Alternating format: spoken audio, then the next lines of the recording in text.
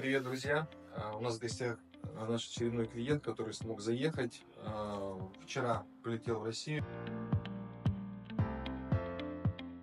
без проблем прошел всю регистрацию, получил уже все документы и готовится к получению регистрации и официальному трудоустройству.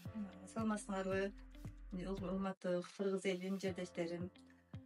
Ушундай азыр Сахарова баргандардын баардыгын эле баягындай проблема кылып атат. Анан эжим дагы ошондой проблема кылып баардык айткандарын кылды, жасады. Леченияларды алды, бирок Кыргызстанга иш менен кетип кайра келе албай калды. Анан аэропорттон айтыптыр, болду, на всю жизнь келе албайсың, болду, запрет у тебя дептир. Анан эжем бечара ойлонуп, болду, эми бара албай калам деп үмүтүн үзүп койду эле. Мен случайно ютубтан музыкаларды көрүп калдым.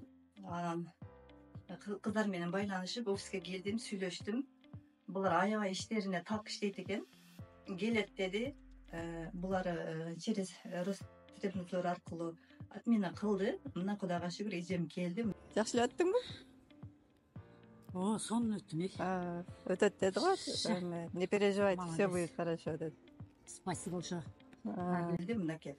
Даже аэропорттон допрос да кылып атыптыр. Ушундай өтүп, сүйүнүп азыр келип рахматыңызды айтып отурабыз. Рахмат чоң ушул артылан юристтер, ишеничтүү юристтер баарыңызга рахмат силерге. Ден соолук.